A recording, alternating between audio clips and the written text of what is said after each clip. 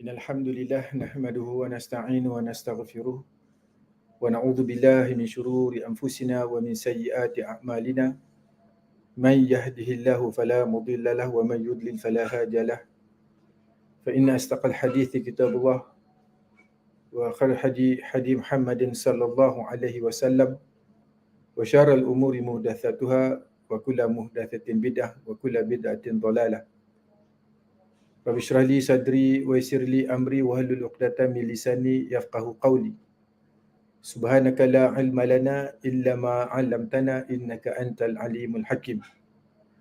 Wa laqad yassarna Qur'ana lidzikri fahal min muddakir. Amma ba'd. Assalamualaikum warahmatullahi taala wabarakatuh. Alhamdulillah kita bertemu sekali lagi pada malam ini untuk kita menyambung kelas kita di dalam tafsir dan juga tadabbur surah At-Taubah ayat ke-23 dan seterusnya. Tapi sebelum itu kita lihat perbincangan yang kita telah ada pada minggu lepas. Saya rasa bermula daripada ayat ke-16. Bukan. Mungkin ayat ke-18. Jadi ayat ke-18 tu Allah menceritakan yang memakmurkan, yang patut memakmurkan masjid Allah adalah mereka yang beriman, yang sebenar-benarnya beriman, dan mereka itu mengerjakan solat, dan mereka itu tidak takut melainkan kepada Allah. Dan Allah kata mereka ini akan orang yang terpimpin. Maknanya mengajar pada kita yang memakmurkan masjid Allah tu ada 3 sifat. Betul-betul beriman, betul-betul melakukan ibadah, dan juga tidak takut dengan Allah, melainkan kepada Allah Subhanahu Wa Taala. Iaitu maksudnya tidak takut untuk menyatakan kebenaran. Maknanya bila dia berdakwah tu dia diceritakan, disampaikan, diberitahu kepada masyarakat. Amal makruf nahi mungkar, walaupun masyarakat ada yang tidak suka, kan? Macam orang kita lah, memang tak suka kalau kita tegur, tak suka kalau kita ajar benda yang dia tak pernah dengar, kan? Tak suka kita sebut perkara-perkara yang berlawanan dengan apa yang mereka dah biasa buat. Kemudian Allah di dalam ayat ke-19 Allah ceritakan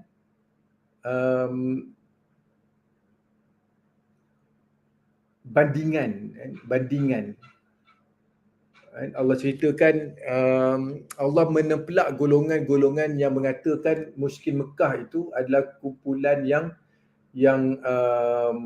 mulia, yang tidak patut diserang. Jadi Allah kata, adakah kau sangka orang yang beri minum kepada hujaj? Hujaj itu adalah orang-orang yang datang ke Mekah untuk mengerjakan haji dan juga umrah, dan mereka itu memang benar mengimarahkan Masjidil Haram. Adakah kamu rasa orang yang sebegini, yang buat benda ni, lebih baik daripada orang yang beriman, yang berjihad, beriman kepada Allah, kemudian mereka berjihad? Tentu sekali tidak. Jadi mereka itu tak sama kedudukannya, kerana amal-amal ibadah yang kita lakukan, jikalau tidak ada iman, tidak ada ibadah yang benar ikut sunnah, tak diterima. Jadi ini mengajarkan kepada kita bahawa dia mesti ada 2 perkara ni untuk diterima ibadah kita oleh Allah Subhanahu Wa Taala. Pertama iman, dan keduanya ibadah itu ikut sunnah. Maknanya kerana Allah itu ikhlas, ikut ibadah itu ikut amalan sunnah, bukan amalan yang bid'ah. Jadi kalau dia ikhlas tapi amalannya bid'ah, tak diterima. Jika amalannya ikut sunnah tetapi dia tidak ikhlas pun tidak diterima. Jadi dia ada 2 syarat yang diterima oleh Allah Subhanahu Wa Taala. Di dalam ayat ke-20 Allah puji lagi orang-orang yang beriman, kemudian mereka sanggup berhijrah, dan kemudian mereka sanggup berjihad. Jadi dia kena turutan itu, mesti beriman, lepas tu sanggup berhijrah, lepas tu sanggup berjihad. Jadi kalau kita katakan berhijrah itu, kita memanglah golongan muhajirin, mereka berhijrah daripada Mekah ke Madinah. Tetapi mengajarkan kepada kita ni tidak ada lagi hijrah daripada Mekah ke Madinah, tetapi kita masih lagi boleh melakukan hijrah. Daripada hadis Rasulullah, hijrah itu adalah apa-apa saja yang bertukar daripada perbuatan-perbuatan buruk kepada perbuatan-perbuatan yang baik. Dulu tak solat, sekarang solat. Dulu tak belajar, sekarang dah belajar. Dulu tak puasa, sekarang puasa. Dulu tak ikut sunnah, sekarang dah ikut sunnah. Jadi itu yang kita perlukan. Dan kemudian Allah beri berita gembira kepada mereka, iaitu orang-orang yang sebegini, iaitu yang boleh beriman, sanggup berhijrah, sanggup berjihad, mereka itu mendapat rahmatnya, mendapat redanya. Dan juga apabila dapat redanya, maka dapat masuk ke dalam syurga yang penuh nikmat. Kemudian Allah bagi tahu penerangan dalam ayat 22, Allah bagi tahu penerangan tentang apa maksudnya kekal, apa syurga tu. Mereka akan kekal dalam syurga dan mereka akan mendapat pahala yang banyak. Jadi itu 5 ayat yang kita dah belajar pada minggu lepas. Sebelum kita sambung, saya nak go through, maknanya untuk kita lihat keseluruhan konsep ayat daripada ayat 1 hingga ayat 28 ini. Apa ceritanya kalau kita tak ada frame, kita tak tahu cerita tentang apa, jadi kita boleh kejap cerita, pada kita rasa macam kejap cerita macam ni, kejap cerita macam tu kan, jadi kita akan lost. Jadi yang pertamanya daripada ayat 1 hingga ke ayat ke-6. Sebelum tu, maknanya ayat 1 hingga ke-8 ni nak menceritakan tentang arahan untuk memerangi Bani Ismail. Iaitu untuk Bani Ismail maksudnya orang Arab, maksudnya adalah diarahkan kepada golongan-golongan mukmin di Madinah untuk menyerang golongan musyrikin yang berada di Mekah. Itu arahan. Maknanya keseluruhan ni itu dia punya perenggan makro dia kita panggil. Iaitu nak cerita tentang apa? Cerita untuk perang orang Arab yang berada di Mekah pada waktu itu. Dan Allah mulakan dengan ayat 1 hingga ayat 6 itu cerita tentang maknanya berpisah daripada golongan yang musyrikin itu, dah tidak ada lagi hubungan dengan mereka, kerana sebelum itu memang ada perjanjian dengan mereka, iaitu perjanjian PH, perjanjian Hudaibiyah. Jadi Allah nak bagi tahu 1 ayat 6 tidak ada lagi perjanjian itu telah terputus. Maksudnya hubungan baik dengan mereka sudah tidak ada, sekarang untuk masa untuk serang. Bila Allah suruh serang, maka ada kekeliruan di kalangan umat Islam pada waktu itu. Mereka keliru, kenapa nak kena serang ni? Jadi ada disebutkan ada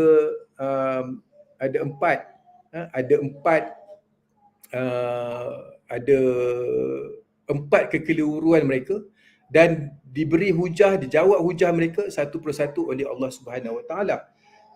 Yang pertamanya adalah hujah mereka kenapa nak batalkan perjanjian.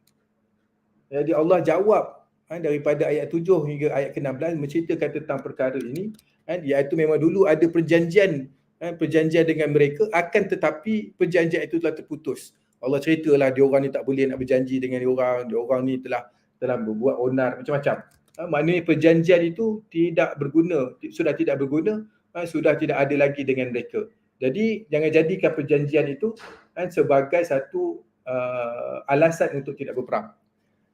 Kemudian hujah kedua daripada golongan umat Islam pada waktu itu adalah kenapa kita nak serang musyrik Mekah ni? Diorang ni jaga Kaabah, diorang ni penduduk asal Mekah, mereka menjaga Kaabah, mereka memakmurkan Kaabah, mereka beri minum kepada orang-orang yang datang untuk mengerjakan haji. Kira baiklah mereka itu. Jadi kenapa nak serang mereka? Jadi Allah jawab dalam ayat 17 ke ayat 22 yang kamu tak boleh jadikan itu sebagai alasan. Kerana mereka itu tak layak untuk memakmurkan masjid Allah. Mereka itu sendiri mengaku sebagai mereka musyrik. Mereka itu sendiri tidak beriman dengan yang sebenarnya. Yang sepatutnya jaga kamu, sebab kamu beriman, kamu berhijrah, kamu yang berjihad, kamu sanggup berjihad, kamu tak takut melainkan kepada Allah. Maka kamu yang patut ni memakmurkan Masjidil Haram itu. Jadi kamu kena ambil hak kamu. Kamu kena ambil tugas kamu. Kamu kena jalankan tugas kamu sebagai orang-orang yang menegakkan agama tauhid di atas muka bumi ini. Maka Kaabah itu adalah tempat yang mulia. Maka kamu tak boleh biarkan tempat yang mulia itu dihuni dan juga digunakan dan juga dijadikan sebagai markas syirik. Sepatutnya Kaabah itu menjadi markas tauhid. Jadi dah kerja kamu kena buat tu. Jadi itu yang kita dah belajar sampai ayat ke-22. Dan hari ini kita akan belajar ayat 23 dan juga 24 adalah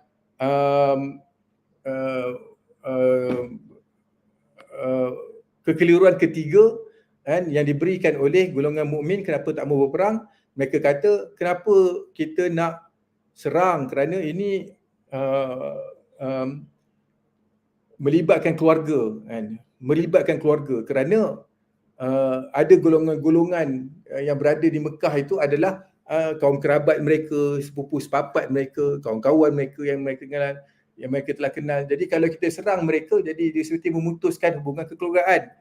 Jadi Allah kata memang betul, tapi hubungan kekeluargaan itu tidak ada dengan golongan-golongan yang syirik. Terputuslah. Nanti kita akan belajar. Dan nanti kita akan belajar bagaimana Allah ceritakan jangan bagi kepada golongan mukmin supaya jangan mereka takut untuk menyerang, kerana Allah dah pernah beri kemenangan kepada mereka di dalam banyak tempat, dan terutama sekali Allah khususkan cerita tentang perang Hunain. Perang Hunain pada waktu itu. Dan kemudian Allah ceritakan kepada kekeliruan yang keempat adalah mereka kata kalau kita serang musyrikin Mekah itu, dia akan mengganggu perniagaan. Maknanya ini adalah hujah ekonomi. Hujah ekonomi kerana Mekah itu adalah tempat ekonomi. Jadi apabila ada perjanjian dengan mereka, maka sudah ada perdagangan dengan mereka, boleh jadi sumber keuangan kepada umat Islam sekalipun. Maka kenapa nak serang? Biarkan sajalah mereka. Maka Allah jawab, dan ini kita akan jumpa kemudian nanti. Jadi sekarang kita lihat ayat yang ke-23 dan juga ke-24.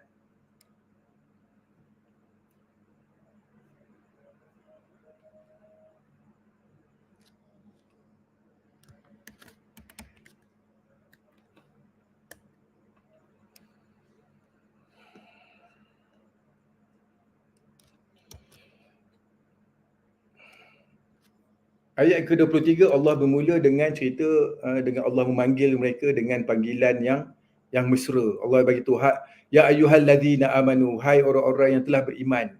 Maknanya Allah nak bagi tahu kamu ni dah beriman. Jadi nak bagi tahu kepada mereka bahawa kamu ni dah beriman, maka kenalah turut apa arahan yang telah Allah beri, Allah dan Rasul telah berikan. Kenapa lagi kamu nak berdolak dalih ini? Kenapa kamu masih lagi berat kaki ini? Jadi ini mengajar juga kepada kita, maknanya ayat-ayat yang di dalam Quran apabila bermula dengan ya ayyuhallazina amanu, ia bermaksud ditujukan kepada kita, iaitu orang-orang yang telah mengaku beriman. Maka kalau kita sudah mengaku beriman, maka ada perkara yang kita perlu lakukan. Jangan kita tinggalkan perkara yang kita patut lakukan. Jadi apa yang Allah nak bagi tahu selepas Allah panggil mereka dengan panggilan yang sebegitu, apa yang Allah sebut kepada mereka? Jadi Allah kata kepada mereka, seperti saya telah sebut, ini adalah cerita tentang kekeluargaan. Maknanya cerita tentang ahli keluarga. Jadi Allah kata kepada mereka, la tattakhidhu aba'akum wa ikhwanakum awliya in istahabbul kufra 'alal iman. La tattakhidhu aba'akum, jangan kamu ambil, jangan kamu jadikan, ambil boleh, jadikan boleh, aba'akum, bapa-bapa kamu, wa ikhwanakum, dan saudara-saudara kamu. Ikhwan itu saudara menara kita kan. Jangan ambil mereka sebagai awliya. Awliya ni adalah wali, maknanya orang yang rapat dengan kita, orang yang kita jadikan sebagai tempat kita mengadu, tempat kita berlindung, tempat kita rapat dengan dia, orang yang tahu cerita kita luar dan dalam. Jadi keluarga ini memang menjadi satu pegangan kita dalam Islam pun, memang amat-amat menjaga tentang hubungan kekeluargaan. Disebabkan itulah kalau ada saudara mara kita yang kita berkelahi dengan mereka, adik-beradik kita berkelahi, kita cuma kemudian tak bertegur sapa, maksimum kita boleh tak bertegur sapa dengan mereka adalah 3 hari saja. Maknanya itu paling teruk lah, maknanya 3 hari apabila ada masalah, maksimum 3 hari. Lepas 3 hari itu kena berbaik dah, carilah jalan untuk berbaik. Jadi itu memang di dalam Islam kan. Okey, abah aku bapa-bapa. Tentulah bapa-bapa tu lebih lagi kita kena jaga. Iaitu hubungan kerabat dengan bapa. Dengan bapa kita kena jaga, kita sayang kepada bapa kita. Kita ada tanggungjawab kepada dia untuk kita menghormati dia. Kemudian saudara mara kita pun kita menghormati mereka. Kita ada hubungan baik dengan mereka. Jadi mereka itulah yang patutnya menjadi aulia kita, wali kita, tempat kita berharap, tempat kita minta tolong. Itu benar. Tetapi Allah tidak benarkan untuk mereka itu dijadikan sebagai wali kita. Aulia adalah wali-wali, jamak kepada wali. Ini istahabul kufra alal iman. Jikalau mereka itu lebih sayang, lebih cinta kekufuran daripada iman. Mereka lebih suka kepada kufur daripada iman. Telah diajakkan kepada mereka iman, tetapi mereka tak mahu nak ikut kita. Jadi khususnya ceritakan tentang ayat ini pada waktu itu diceritakan kerana ada golongan-golongan mukminin yang berada di Madinah tak mahu nak serang. Kerana ada saudara mara mereka, mungkin ada bapa-bapa mereka yang berada di sana. Jadi mereka tak mahulah membunuh saudara mereka sendiri. Tetapi Allah ada kata kalau mereka itu lebih sayang kepada kufur daripada iman, mereka bukan lagi saudara kamu. Kamu tidak ada lagi walak kepada mereka. Ayat berlepas diri daripada mereka. Kamu sepatutnya berlepas diri daripada mereka. Dan telah diceritakan bagaimana kesalahan-kesalahan yang mereka telah lakukan, maka nak bagi tahu takkan kamu lagi nak berbaik dengan mereka. Allah ada satu kisah bagaimana cerita tentang Abu Bakar dan juga anaknya. Abu Bakar telah masuk Islam tapi anaknya namanya Ahmad kalau tak silap. Namanya Abdullah kalau tak silap. Abdullah bin Abu Bakar. Dia seorang yang musyrik pada waktu itu.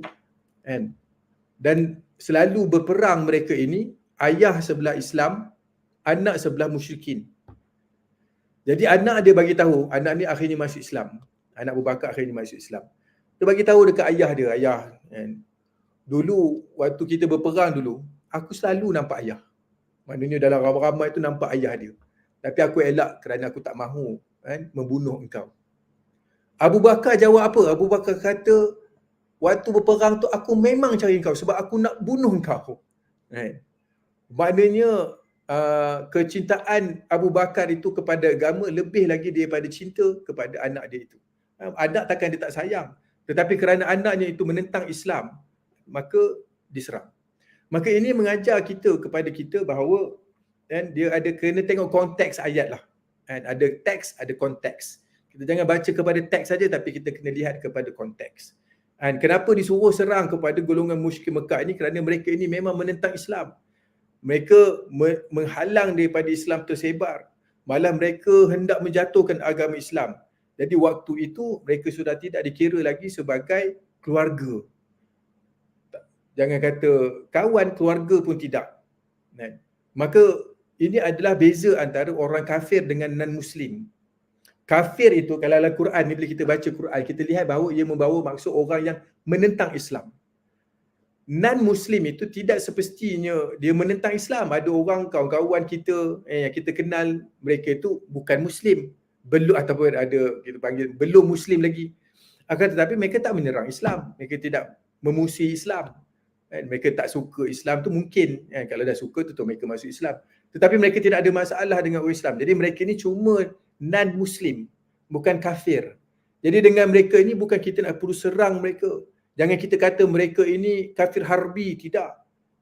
Paling kuat pun mereka ini kafir. Satu istilah yang kita boleh faham. Orang bukan Islam tu kafir. Cuma di dalam Quran saya bagi tahu tadi. Maknanya kafir di dalam Quran ni merujuk pada orang yang menentang Islam. Jadi jangan kita jadikan ayat ini sebagai ayat untuk membunuh ataupun menjatuhkan golongan-golongan yang bukan Muslim. Kecuali jikalau mereka itu memang menentang Islam, iaitu kita kena lawan dengan cara yang boleh. Macam pada zaman dahulu sampai kepada satu tahap sampai berjihad perang, kena serang mereka, kena bunuh mereka. Zaman sekarang tak boleh lah. Zaman sekarang kita kena lawan dengan cara-cara yang boleh lah. Jadi dengan ayat ini mengajarkan kepada umat Islam pada waktu itu jangan jadikan ahli keluarga itu penghalang kepada kita untuk menegakkan agama Islam. Jadi itu pada waktu itu dan terpakai pada waktu sekarang ini, kan. Jangan jadikan golongan-golongan yang tak mahu kepada agama, tak mahu kepada sunnah ini menjadi penghalang kepada kita untuk menyampaikan dakwah. Kan mungkin kita sudah kenal sunnah, sudah tahu belajar tentang agama dan kita nak sampaikan kepada orang. Kadang-kadang ada ahli-ahli keluarga kita yang tak setuju, tak suka, kan. Jadi mereka, jangan jadikan mereka itu sebagai penghalang untuk kita menjalankan kerja-kerja dakwah kita. Kan, kerana kebenaran tetap kena disampaikan kepada manusia. Kan, sebagaimana golongan mukmin di Madinah itu diuji dengan ahli keluarga mereka yang menentang mereka, maka begitulah juga akan sentiasa saja berlaku penentangan daripada ahli keluarga non-Muslim ataupun orang kafir yang hendak menghalang kita. Ataupun kadang-kadang orang Islam tetapi bukan golongan sunnah. Dia Muslim tapi dia bukan golongan sunnah. Jadi tak setuju apabila kita menyampaikan ajaran-ajaran sunnah kepada masyarakat. Jadi jangan jadikan mereka itu sebagai penghalang. Kemudian Allah berikan ancaman, wa may yatawallahu minkum fa ulaika humuz zalimun. Dan sesiapa yang daripada kalangan kamu yatawallahum, daripada kata dasar wali juga, kan, iaitu menjadikan mereka sebagai wali, ataupun kamu walak kepada mereka, kamu menjadikan mereka kawan. Yatawallahum, kamu menjadi diri kamu rapat dengan mereka, kan, kamu berpaksi kepada mereka. Jadi Allah kata faulaika humuz zalimun, orang kalau kamu sebegitu maka mereka itulah orang-orang yang zalim. Allah nak bagi tahu bahawa golongan kafir itu orang yang zalim, kamu yang buat macam itu pun menjadi zalim juga. Mereka zalim kerana mereka itu menentang Islam, tidak menerima Allah sebagai satu-satunya ilah, maka mereka zalim. Itu zalim yang paling besar. Kemudian kamu pun menjadi zalim kerana kamu tidak meletakkan sesuatu pada tempatnya. Sepatutnya kamu berwalikan kepada golongan-golongan mukmin, tetapi kamu sekarang ni berwalikan pula kepada golongan-golongan musyrik itu. Jadi kamu sudah salah. Kamu telah melakukan kezaliman. Dan kamu tidak meletakkan, zalim itu maksudnya tidak meletakkan sesuatu pada tempatnya. Dan kamu salah berkawan. Kamu salah meletakkan walak kamu. Walak ni maksudnya kecintaan. Jadi ini adalah ancaman daripada Allah Subhanahu Wa Taala kepada golongan-golongan mukmin pada waktu itu. Kan, untuk tutup terus cerita tentang hujah-hujah yang kata tentang keluarga ni. Kan, kata keluarga jangan cerita. Keluarga itu jikalau bukan satu agama dengan kamu, satu aliran dengan kamu, mereka bukan lagi keluarga kamu. Kan, maka kerana itulah Nabi Nuh terpaksa meninggalkan anaknya. Nabi Lut terpaksa meninggalkan isterinya. Nabi Nuh juga selain tiga anak dia terpaksa meninggalkan isterinya. Kerana mereka itu walaupun keluarga mereka, tetapi kerana mereka itu bukan satu agama ataupun satu aliran, maka mereka itu sudah dikira bukan sebahagian daripada ahli keluarga lagi. Kerana keluarga kita yang sebenarnya adalah yang sama akidah dengan kita. Jadi habis ayat yang ke-23. Kemudian masih lagi pada topik yang sama, iaitu Allah nak menempelak mereka. Menempelak mereka.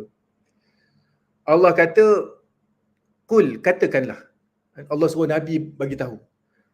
Jadi memang semua ayat Nabi kena bagi tahu kepada umat Islam. Jadi kenapa nak ada kul ni, katakanlah ni. Jadi setiap kali kata kul itu, apabila ada penekanan untuk Nabi bagi tahu, maksudnya dia ada tinggi sikit. Dia ada sesuatu benda yang lebih penting daripada kebiasaan. Banyak kan ayat-ayat yang ada kul yang dimulakan dengan kul. Maka ini mengajarkan kepada kita bahawa ia adalah sesuatu yang penting. Jadi katakanlah in kana abaukum wa abnaukum. Katakanlah jika bapa kamu, anak-anak kamu. Bapa dekat atas, anak dekat bawah ini adalah kita punya keluarga yang paling rapat dengan kita lah. Selain daripada mak, selain daripada yang lain-lain, bapa itu adalah yang kita paling hormati. Tambahan pula ini cerita tentang perang. Jadi mestilah perang tu perang dengan bapa, macam Abu Bakar berperang dengan anaknya tadi. Jadi Allah nak beri satu suruh mereka berfikir. Kan? Suruh mereka berfikir dan nak tanya kepada mereka, betul ke kau nak buat macam ni? Kan? Kamu betulkah sayang kan, anak-anak kamu, bapa-bapa kamu itu sampai kamu nak menggadaikan kedudukan kamu di dalam Islam?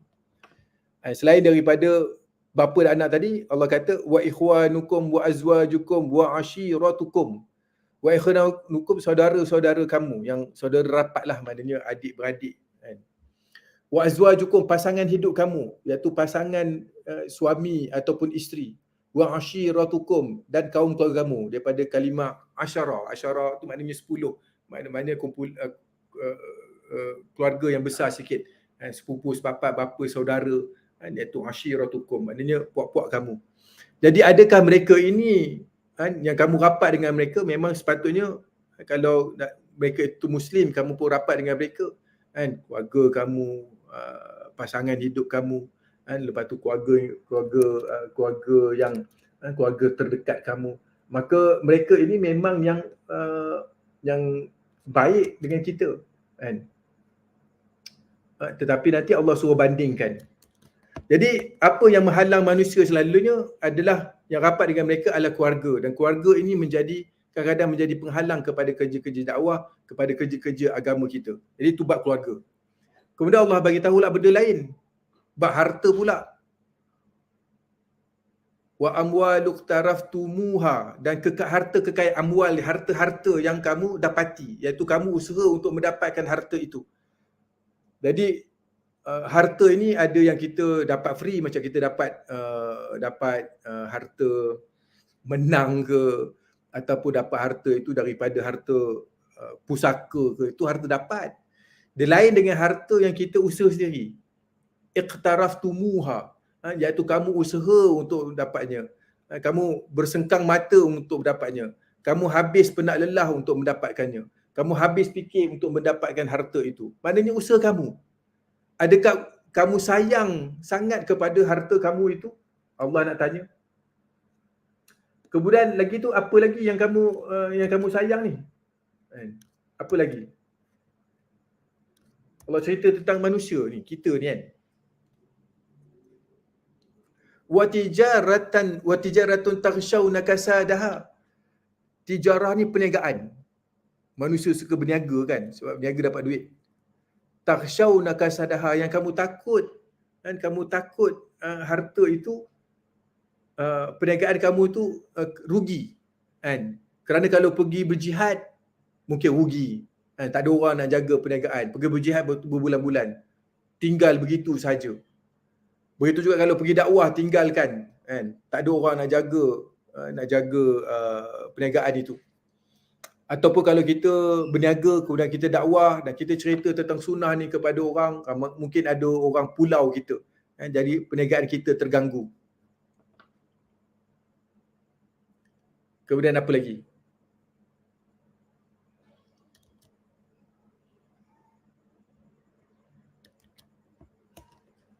Wa masakina tardaunaha, wa sakana tu tempat kita berdiam. Sakana. Jadi masakina, tempat-tempat tinggal kita. Tardaunaha, yang kamu redha, yang kamu sukai. Kita ni rumah kita tu kita dah hias cantik-cantik. Kita dah bina cantik-cantik. Banglo ke, istana ke, rumah yang cantik. Yang kamu redha, kamu suka untuk duduk dekat rumah itu. Dan memang bila kita duduk kat rumah tu, kita rasa tenang. Kita suka, itu rumah kita. Kita pergi rumah orang, kita pergi hotel mana-mana ke, dia tidaklah selesa kalau kita duduk dekat rumah kita, sebab kita dah tahu apa yang dekat rumah kita. Kita dah biasa dengan rumah kita. Kita sendiri yang susun rumah kita. Kita tahu kita boleh buat apa-apa saja di rumah kita. Pergi rumah orang, kita tak boleh buat macam tu. Jadi ini adalah antara perkara lagi yang kita sayangi.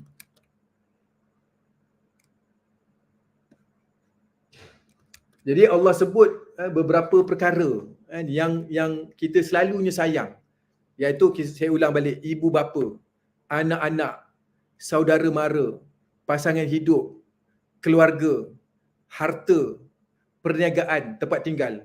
Ada berapa ni? 7 perkara ini yang yang menjadi kebiasaan kepada kita, yang kita nak jaga, yang kita nak bersama dengan dia.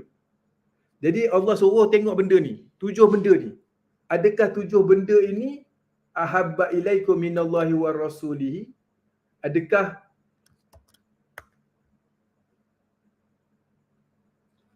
ahabba ilaikum, lebih kamu sayang kepada kau, benda ni lebih kamu sayang kepada kau, minallah wa rasulihi, dan juga daripada Allah dan Rasul. Mana di dalam timbangan tu, ya memang kau sayang, tetapi dengan Allah dan Rasul ni mana yang lebih banyak? Yang ini jadi maknanya kena fikirlah. Kan? Kena fikir, kena nilai kan, kena timbang. Mana yang lebih sayang? Adakah kamu, semua benda tu melibatkan dunia kan? Kan? Ibu bapanya, anak-anaknya, saudara maranya, pasangannya, harta bendanya, rumah, semua tu dunia. Allah dan Rasul ni benda akhirat. Yang kita dan kita kena sayang itu, kita kena bina dalam diri kita. Harta kita tak perlu nak timbulkan, sebab harta kita automatik sayang. Pasangan kita automatik sayang. Tetapi kepada Allah dan Rasul ni kita kena bina. Bina sayang kita kepada Allah. Bina sayang kita kepada Rasul. Supaya kita lebih sayang. Hatta kita sayang Rasulullah itu daripada anak-anak kita, bapa-bapa kita. Malah kita lebih sayang daripada diri kita. Yang ini adalah tuntutan syariat. Tuntutan syariat. Seperti yang disebut di dalam satu hadis. Saya tengok, boleh share tak kat sini hadis tu?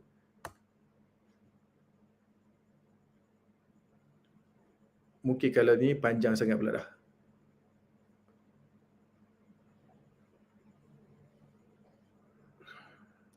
Saya pendekkan. Kita lihat hadis ni.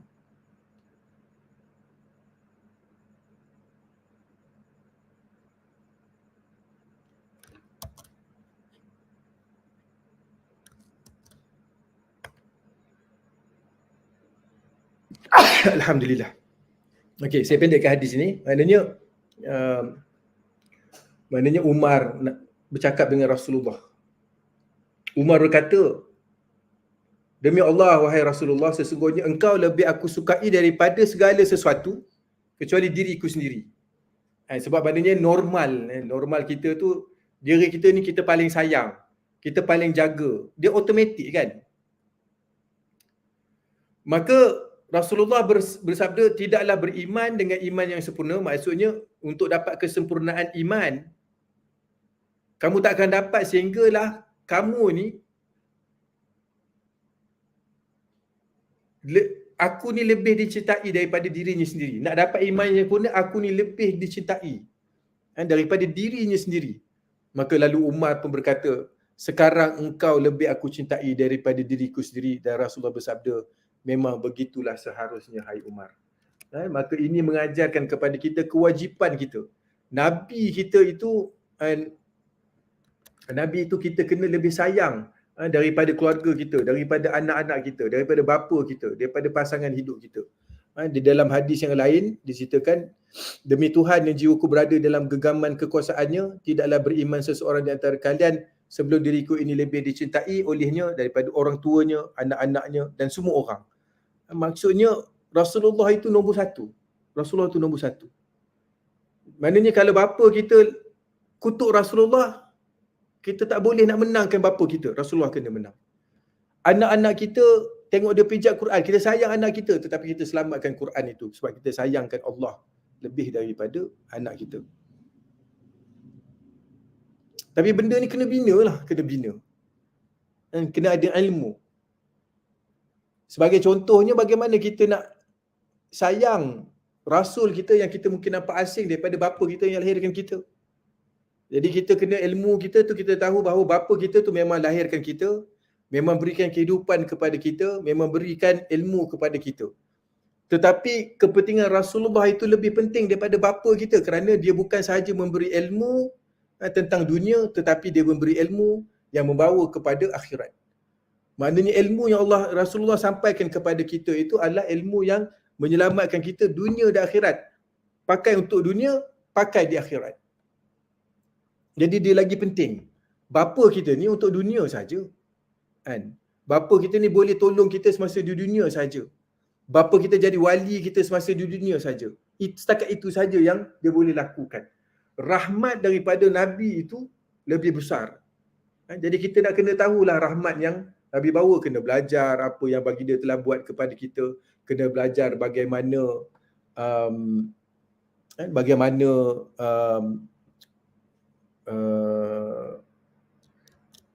bagaimana dia telah berkorban untuk kita, berkorban, banyak yang dia berkorban. Kalau kita dapat perkara itu, maka kita akan dapat seperti yang disebut di dalam hadis, halawatul iman. Halwa tu manis, manisan. Halawatul iman adalah manisan iman, kemanisan iman. Maknanya iman ini rasa sedap bagi kita. Kan? Sekarang ni mungkin kita rasa macam tak ada apa-apa iman kita, ada iman ke tak ada iman sama saja. Sebab kita tak dapat merasakan kemanisan iman itu. Jadi di dalam hadis Rasulullah ajar ada 3 perkara yang akan menyebabkan kita dapat kemanisan iman itu. Kalau ada 3-3 ni, iman manis. Iaitu Allah dan Rasul lebih dicintai daripada yang lain.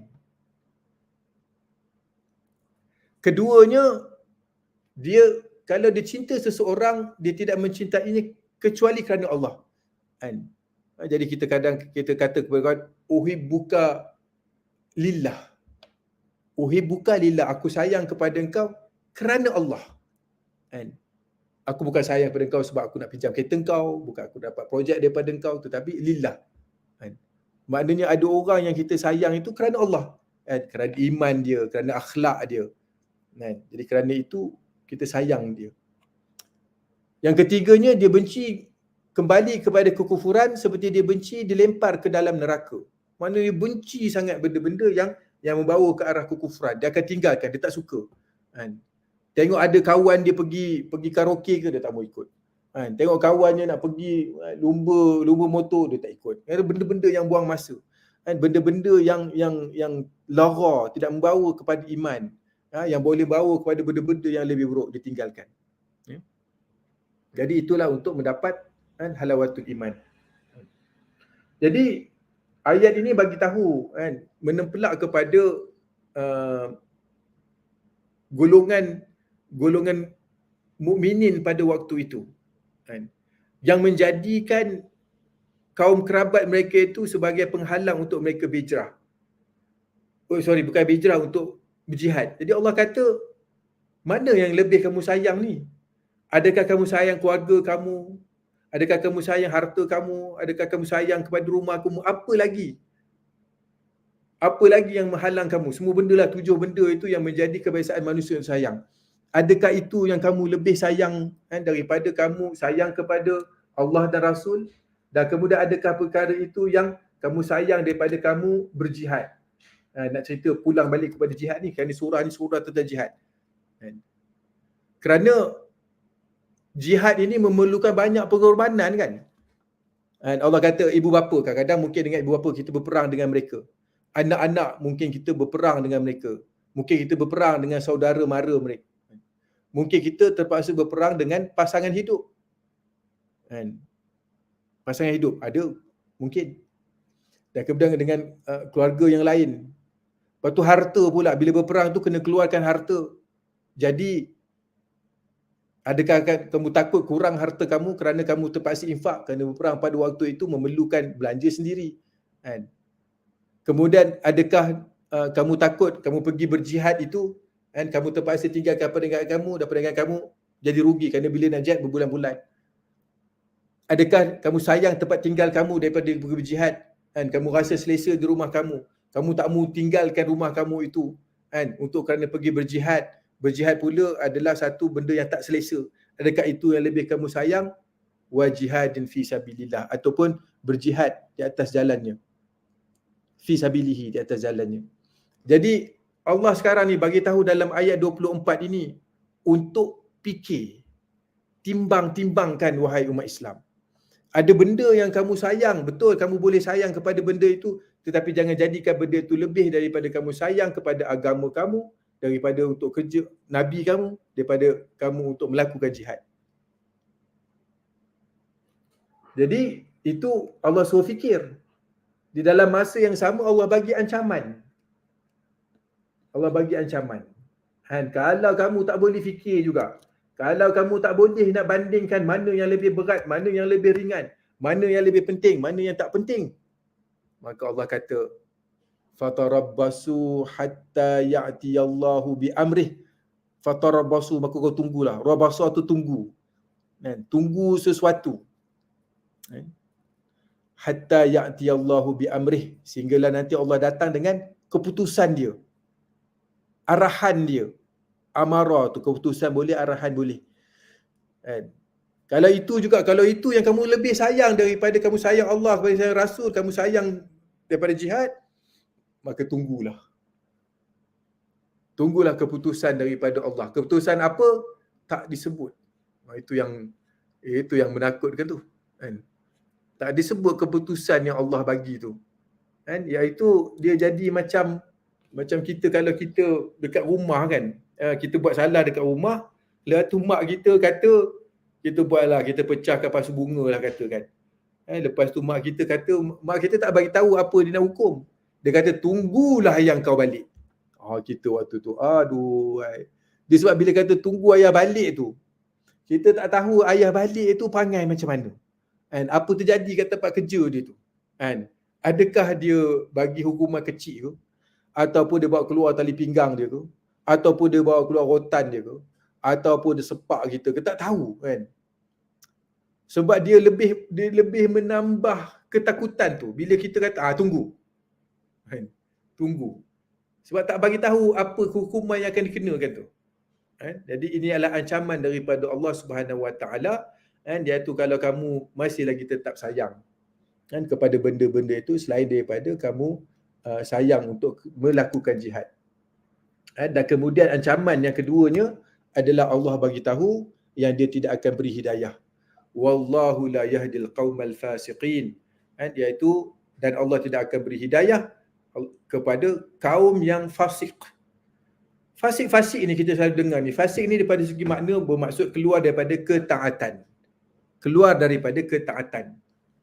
Maknanya apabila arahan telah diberikan kepada kita yang kita sepatut taat, bila kita tidak taat maksudnya kita telah keluar daripada ketaatan.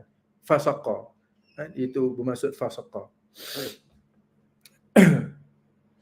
Jadi fasik itu dia terpecah pula kepada dua. Ada dua jenis. Ada fasik akbar, satu lagi adalah fasik asghar. Fasik akbar adalah fasik yang besar, fasik asghar adalah fasik yang kecil. Kalau besar itu bermaksud dia terkeluar daripada Islam.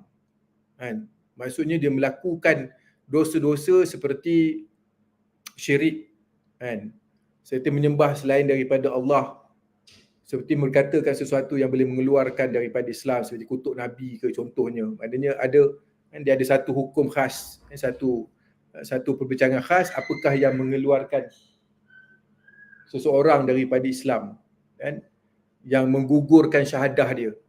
Jadi itu adalah fasik akbar. Dia maknanya melakukan sesuatu sampai akan mengeluarkan daripada Islam. Ada fasik asghar pula yang kecil. Ini keluar juga daripada ketaatan tetapi dia tidaklah sampai mengeluarkan daripada Islam. Maksudnya contohnya dia dosa besar pun tidak semestinya mengeluarkan daripada Islam. Contohnya dia berzina ke, ambil rasuah ke, dia membunuh ke, tak keluar daripada Islam. Tetapi adalah yang boleh mengeluarkan daripada Islam itu, contohnya yang menjadi khilaf adalah tak solat. Tak solat tu keluar Islam ke tidak? Jadi ada mazhab kata keluar dari Islam, ada mazhab yang kata tidak. Jadi tapi semua itu fasik. Cuma fasik itu adalah sama ada fasik yang besar ataupun fasik yang kecil, fasik kufur ataupun fasik dosa saja. Tetapi yang ayat ini bagi tahu kepada orang-orang fasik ini, tidak kiralah sama ada dia fasik asghar ke ataupun fasik akbar, Allah tak bagi hidayah kepada dia. Sedangkan kita ni sebagai manusia amat memerlukan hidayah daripada Allah Subhanahu Wa Taala. Sebab itu di dalam Quran, dalam Fatihah, kita selalu setiap kali kita solat kita kata ihdinas siratal mustaqim. Berilah kami, pimpinlah kami kepada jalan hidayah yang tegak lurus. Kita minta hidayah daripada Allah Subhanahu Wa Taala. Walaupun kita dah masuk ke dalam Islam tetapi kita masih lagi memerlukan hidayah. memerlukan bagaimana nak beramal, bagaimana nak cara untuk beriman. Kita sentiasa memerlukan hidayah. Kita masih perlukan lagi bantuan daripada Allah membantu kita selagi kita belum mati, selagi kita belum sampai ke dalam syurga. Tetapi Allah nak bagi tahu dan sesuatu menakutkan dalam ini, Allah kalau ada kefasikan yang kita lakukan, Allah tak bagi hidayah. Dan ini amat menakutkan kita. Adakah kita ini termasuk di dalam golongan yang fasik? Kan?